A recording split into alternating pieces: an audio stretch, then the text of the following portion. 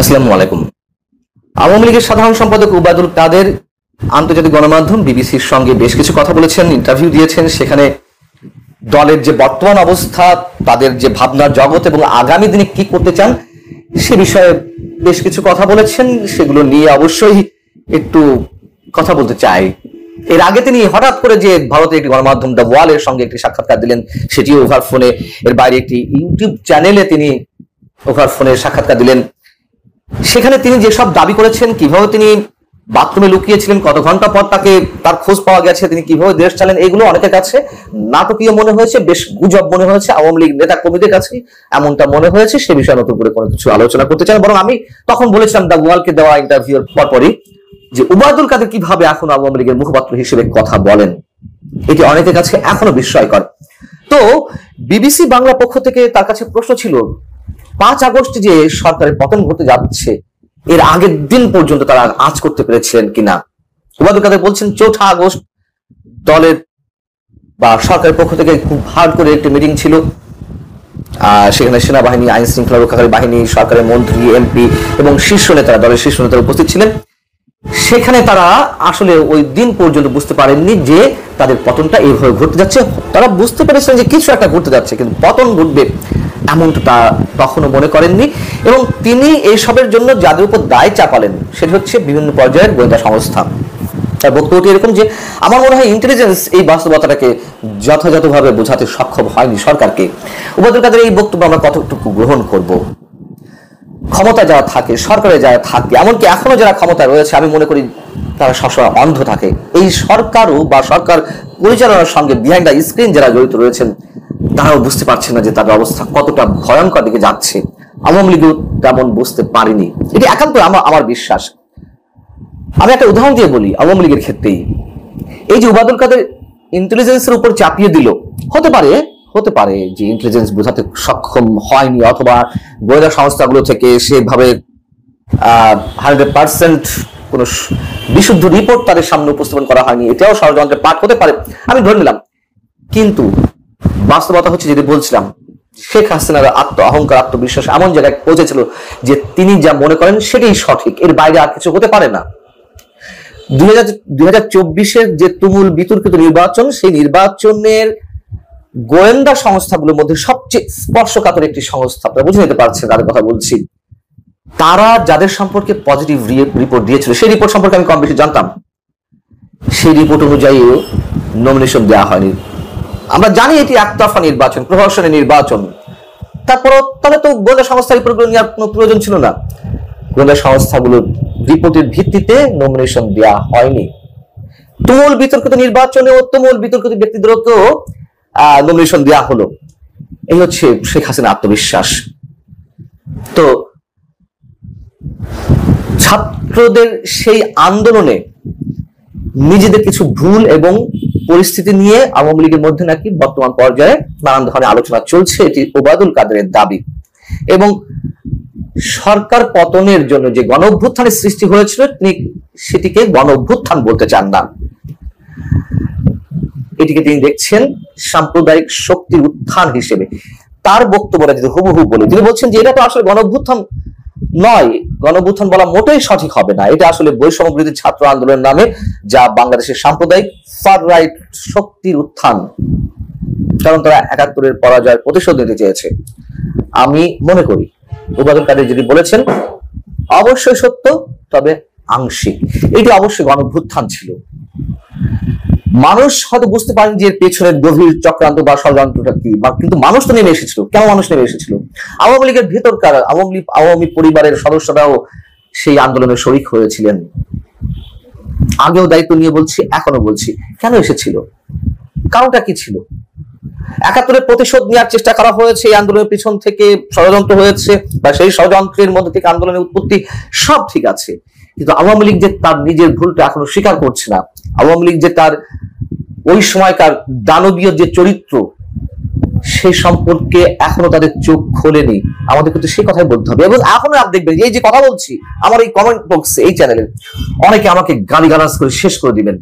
এই যে আওয়ামী লীগ অন্ধ সমর্থক বা বিএনপি অন্ধ সমর্থক, এগুলোকে আমি জঙ্গি গোষ্ঠী বলি। কথিত যে ধর্মীয় জঙ্গি গোষ্ঠী, তাদের চেয়ে ভয়ঙ্কর এই গোষ্ঠীটা। তারা নিজ নিজ দলের, সে যে দলই হোক না কেন, জামাত ইসলামী, বিএনপি, আওয়ামী লীগ, যে দলই হোক না কেন, এদের কিছু অন্ধ সমর্থক গোষ্ঠী আছে, দলান্ধ দলদাস, তারা কখনো আত্মসমালোচনা করবে না। আওয়ামী লীগের যে ভয়ঙ্কর দুর্নীতি, আওয়ামী লীগের যে পরপর একতরফা তিনটি নির্বাচন, বাক স্বাধীনতা হরণ, যাকে তাকে ট্যাগ লাগিয়ে দেওয়া, ট্যাগিং পলিটিক্স শুরু করা, এগুলো কোনো ভুল নয়। এইগুলোর কারণেই তো সাধারণ মানুষের ইনভলভমেন্টটা নিশ্চিত করতে পেরেছিল যারা ৭১ প্রতিশোধ নিতে চায়, সেই মৌলবাদী সাম্প্রদায়িক শক্তি। কেন এগুলো আলোচনা হবে না, আলোচনা আনা হবে না?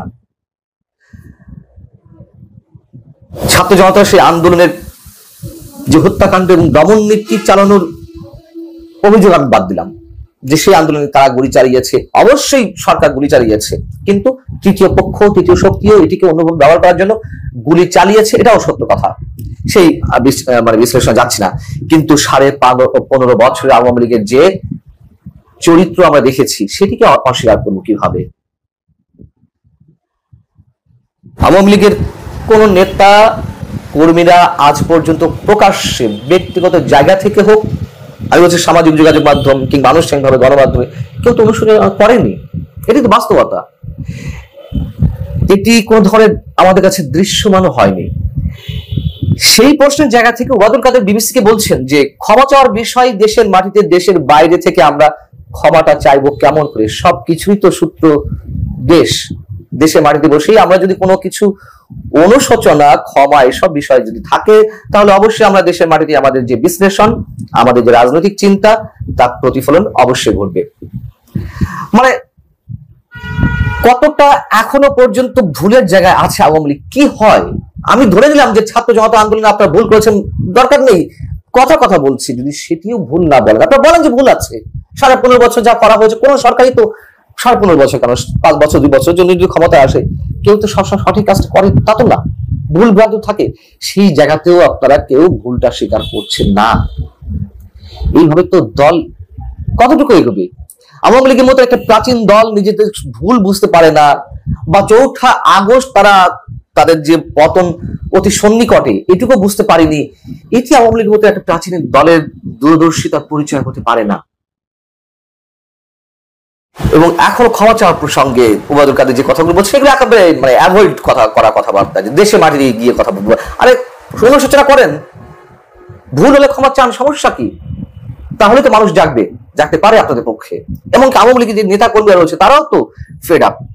এবং এই যে ওবায়দুল কাদেরকে নিয়ে কথা বলছে, তিনি যে এখনো পর্যন্ত আওয়ামী লীগের মুখপাত্র হিসেবে, সাধারণ সম্পাদক হিসেবে কথা বলছেন, এতেও আওয়ামী লীগের অধিকাংশ, ওই যে বললাম দলান্ধ দলদাস ছাড়া কিছু এই টাইপের ব্যক্তি আছেন যারা জঙ্গি গোষ্ঠীর মতো মনে হয় আমার কাছে, সাধারণ যারা নেতা কর্মী, তারাও তো হতবাক যে এই ওবায়দুল কাদের যেভাবে এই আন্দোলনের স্ফুলিঙ্গে ছড়িয়ে দিয়েছেন তার বক্তব্যের মাধ্যমে, সেই ওবায়দুল কাদের এখনো পর্যন্ত আওয়ামী লীগের মুখপাত্র হিসেবে কথা বলে কিভাবে?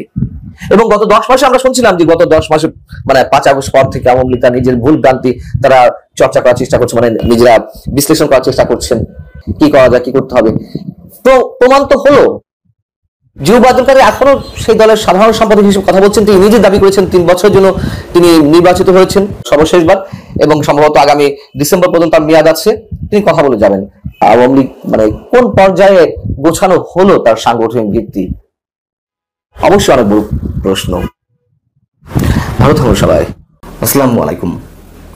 গত 9.5 মাসে আওয়ামী লীগের নেতৃত্বের কোন পর্যায় থেকে আত্মোপলব্ধির মিনিমাম কোনো বহিঃপ্রকাশ আমাদের সামনে আসেনি, বরং আওয়ামী লীগের হঠকারী সিদ্ধান্তে দলের নেতাকর্মীরাই প্রচন্ড ধাক্কার মুখে, ভয়ঙ্করভাবে হতাশ, যার সবশেষ উদাহরণ হচ্ছে ওবায়দুল কাদের। এই লোকটিকে এদেশের মানুষ দীর্ঘদিন মনে রাখবে নানান কারণে, তার অতিকথন, তার ভাড়ামিপূর্ণ আচরণ। আওয়ামী লীগের মতন একটা প্রাচীন দলের যিনি 3 বারের সাধারণ সম্পাদক, এই ব্যক্তির কি এমন যোগ্যতা ছিল 3 বারের জন্য সাধারণ সম্পাদক হওয়ার? একমাত্র যোগ্যতা তৈলমর্দন, এবং শেখ হাসিনা সেটি পছন্দ করতেন। এটি অনেকের কাছে অপ্রিয় লাগতে পারে, বাস্তবতা হচ্ছে সেটাই। এই ব্যক্তির কারণেই তো আওয়ামী লীগের যে ভয়ঙ্কর পতন, তার অনেকাংশে দায়ী এই মানুষটি। তাকে কোথাও খুঁজে পাওয়া যাচ্ছিল না। আওয়ামী লীগ সরকারের পতনের 2 দিন আগে থেকেই তো তিনি গায়েব হয়ে গেলেন, এবং তিনি যে একটা উত্তেজনাপূর্ণ মন্তব্য করলেন, আপত্তিজনক, যে ছাত্রলীগই যথেষ্ট কোটা বিরোধী আন্দোলন বা বৈষম্য বিরোধী আন্দোলন দমনের জন্য। যখন তিনি তুমুল সমালোচনার মুখে পড়লেন তখন থেকে তো তিনি গায়েব। সেই ব্যক্তিকে আবার কেন আওয়ামী লীগের নেতৃত্বে আনা হলো? আপনারা নিশ্চয় অনেকে খেয়াল করেছেন, আওয়ামী লীগের অফিসিয়াল যে ফেসবুক পেজ, সেই পেজে তাকে সাধারণ সম্পাদক হিসেবে উল্লেখ করে তার নামে একটি বিবৃতি এসেছে। অনেকেই আচমকা এটি গ্রহণ করতে পারলেন না, অনেকেই অবাক হয়ে গেলেন, বিস্মিত হলেন। যেই ওবায়দুল কাদের কোটা বিরোধী বা বৈষম্য বিরোধী আন্দোলন দমনের জন্য সাবেক ছাত্রলীগের নেতাকর্মীদের সমন্বয়ে একটি বৈঠক ডাকলেন, সেই বৈঠকে তিনি তোপের মুখে পড়লেন। তার কারণ দলটাকে তো একেবারে শেষ পর্যায়ে নিয়ে গিয়েছিলেন এবং শেষ করেছেন। আওয়ামী লীগের অসংখ্য ত্যাগী নেতা কর্মী তার কারণে বঞ্চিত হয়েছিলেন। সেই ওবায়দুল কাদের যখন তোপের মুখে পড়লেন তখন বৈঠকটি হলো না, এবং এই ব্যক্তিকে 5 আগস্টের পর থেকে কোথাও খুঁজে পাওয়া যাচ্ছিল না। মাত্র কদিন আগে সম্ভবত ভারতের একটি হসপিটালের সামনে তার একটি ছবি কেউ একজন তুলেছে, সেটি প্রকাশ হলো এবং মনে করা হচ্ছিল যে আওয়ামী লীগ রিফাইন্ড হয়ে আসবে, আওয়ামী লীগ যাদের ভালো ইমেজ রয়েছে তাদেরকে সামনে নিয়ে আসবে। অথচ আমরা অবাক বিস্ময় লক্ষ্য করলাম, তার নামে একটি বিবৃতি এলো। শোনা যাচ্ছিল যে শেখ হাসিনা, তার সাথে তো কেউ যোগাযোগ করতেই পারছে না, এমনকি তিনি যেভাবে হোক এই মেসেজটি পৌঁছে দেওয়ার চেষ্টা করেছেন যে ওবায়দুল কাদের যেন কোনোভাবে তার সঙ্গে দেখা করার সুযোগ না পান। এমনকি এও শোনা যাচ্ছিল যে আওয়ামী লীগের মধ্যে যারা বিতর্কিত, যারা চরম দুর্নীতিবাজ, লুটেরা, গুম খুনের সঙ্গে জড়িত, সেই ব্যক্তিদের তালিকা করা হচ্ছে এবং শেখ পরিবারের যারা নিজেদেরকে রাজন্য ব্যক্তি মনে করতেন, অঢেল ক্ষমতার অধিকারী ছিলেন, তাদেরকে সহ আর অন্যদের নিয়ে যারা দুর্নীতিবাজ বা তুমুল বিতর্কিত তাদের একটা তালিকা করা হচ্ছে, এদেরকে বাদ দেওয়া হবে, নানাভাবে শোনা যাচ্ছিল। বাদ দেওয়া তো দূরের কথা, ওবায়দুল কাদের মতন চরম বিতর্কিত ব্যক্তিকে আনতে হবে দলের বিবৃতি দেওয়ার জন্য। ওবায়দুল কাদের গত 23 মে একটি বিবৃতি দিয়েছেন, সেই বিবৃতি আওয়ামী লীগের ফেসবুক পেজে আপলোড করা হয়েছে, যেখানে ওবায়দুল কাদের বলছেন যে ধ্বংসপ্রাপ্ত, ক্ষতবিক্ষত আর রক্তাক্ত এই বাংলাদেশকে নতুনভাবে গড়ার লক্ষ্যে রাষ্ট্রনায়ক শেখ হাসিনা আবার হাল ধরবেন। আওয়ামী লীগ ইতিহাস সৃষ্টিকারী দল ফিনিক্স পাখির মতো ছাই ভস্ম থেকে বারবার জন্ম নেয়।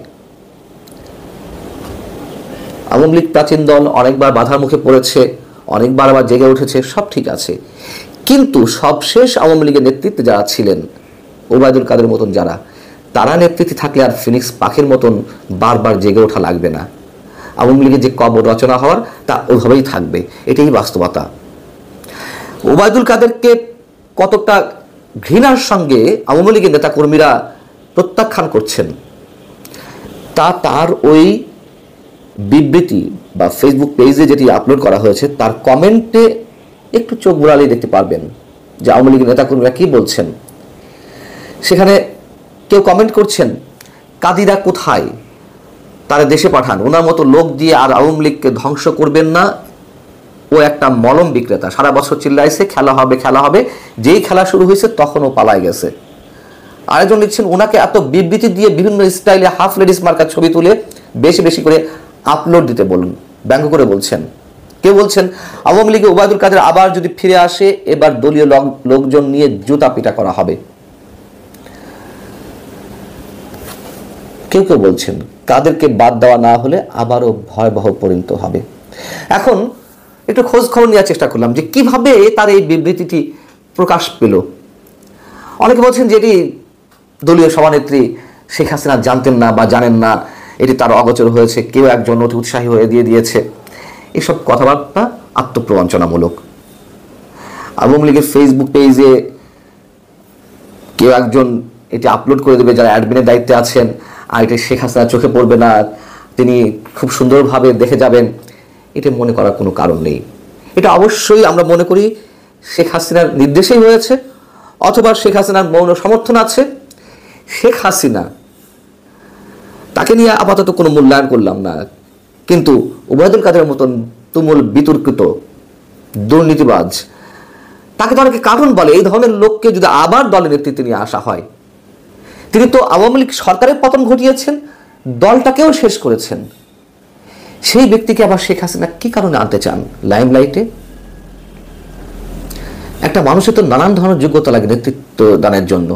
ওবায়দুল কাদেরের কি ছিল? মানুষ কিছু থাক আর না থাক, অন্তত কথাবার্তায় স্মার্টনেসের মধ্য দিয়ে অনেককে কনভিন্স করতে পারেন। ওবায়দুল কাদের তো তাও ছিল না। তারপরও এই ব্যক্তি একাধিকবার তিনি দলের সাধারণ সম্পাদক হয়েছেন আওয়ামী লীগের মতন একটা প্রাচীন দলের। ভুল করছে আওয়ামী লীগ। সাধারণ মানুষের কাছে গ্রহণযোগ্যতা অর্জন করবে কি, বরং তাদের বিভিন্ন হঠকারী সিদ্ধান্তে ছিটকে পড়বে, এটাই বাস্তবতা। আওয়ামী লীগের জনপ্রিয়তা বাড়ছে যদি কেউ বলেন, সেটি বাড়ছে একমাত্র যেটি আমি আরও 8.5 মাস আগে বলে রেখেছিলাম, 5 আগস্টের সপ্তাহ 2 পরেই। বৈষম্যবিরোধী ছাত্র আন্দোলনের নেতাকর্মীরা যেসব অপকর্ম করছে, বা বিএনপি এখনকার যে চাঁদাবাজি, সেই জায়গা থেকে আওয়ামী লীগের প্রতি মানুষের সফট কর্নারের জায়গাটি বাড়ছে। এছাড়া আওয়ামী লীগ এই মুহূর্তে এমন কোনো ধরনের কাজ করেনি যাতে তার জনপ্রিয়তা বাড়বে।